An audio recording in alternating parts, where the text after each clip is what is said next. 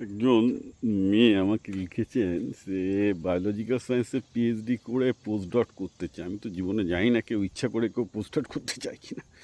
Definitely NIH, আমাদের institute of health ইউএসএতে প্রচুর post dot position দেয়, because it's a around $60 billion funded institute. এত researcher তো আমেরিকায় পাওয়া যায় না, তো পৃথিবীর সব দেশ থেকে আসে এবং বাঙালিদের মধ্যে থেকে একটা প্রচুর বড় অংশ, বিশেষ করে যারা বায়োলজিক্যাল সায়েন্সে পোস্ট ডট করতে চায় তারা মোটামুটি এনআইএইচের ফান্ডিংয়েই গোটা আমেরিকা জুড়েই কাজ করে।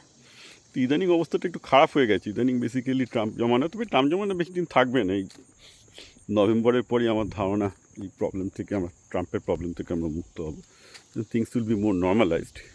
কিন্তু ব্যাপারটা হচ্ছে এই যে হ্যাঁ, বায়োলজিক্যাল সায়েন্সে পোস্ট ডক্টর বিশাল স্কোপ আছে, বিদেশি আছে।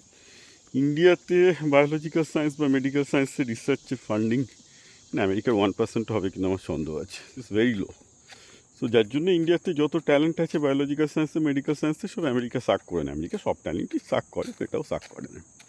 ওকে, কিন্তু চাকরি পাওয়াটা খুব মুশকিল। বুঝতেই পারছো যে বেসিক্যালি তোমাকে এদেশে পোস্ট ডট করলে এখানেই কারোর সাথে বিয়ে করে, মেয়ে হলে সুবিধা, বেসিক্যালি কোনো একটা ইঞ্জিনিয়ারের সাথে বিয়ে করে ঝুলে যায়, এটাই কেন তো হয় এখানে। বাট আদারওয়াইজ যারা নিজেদের ক্যারিয়ার এস্টাবলিশ করার চেষ্টা করেছে, যেসব মেয়েরা এখানে পোস্ট ডট করে, সবাই প্রচণ্ড স্ট্রাগল করেছে। কেউ কেউ পেরেছে, অনেকে দেশে ফিরে ফার্স্টেশনে ভুগছে।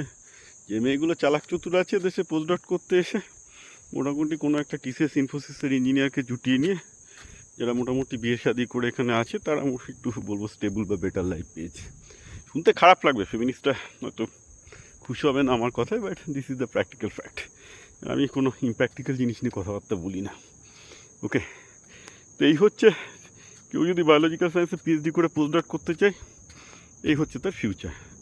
হ্যাঁ, এখানে একটা পোস্ট ডট ইউএসএতে পেয়ে যাবে, সে একটা মোটামুটি বয়ফ্রেন্ড বা বর জুটিয়ে নেবে, তাতে এখানে থাকার প্রবলেমটা সলভ হয়ে যাবে। এখানে থাকার প্রবলেম সলভ হয়ে গেলে you can think and plan long term.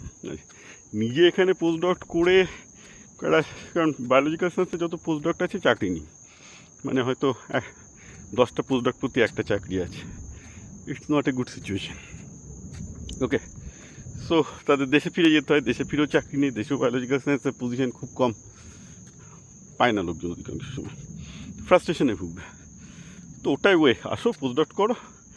অবশ্য আমি জানি না, আগে প্রচুর H1B ছেলে পেলে পাওয়া যেত এখানে বিয়ে করার জন্য ইউএসএতে। এখন H1Bও কার্ভ হয়ে যাচ্ছে, আমি জানি না ফিউচারে 10 বছরে কীরকমভাবে প্যান আউট করবে। তো আপাতত যা দেখেছি, এসব মেয়েগুলো বায়োলজিক্যাল সায়েন্সে পোস্ট ডট করতে আসে, এখানে সফটওয়্যার আইটিতে কাজ করতে এসছে, এইসব ছেলে পেলে দেখে ঝুলে পড়ে, ব্যাস ক্যারিয়ার সেট হয়ে গেল। এখন এগুলো শুনতে খারাপ লাগছে, but this is how it works here.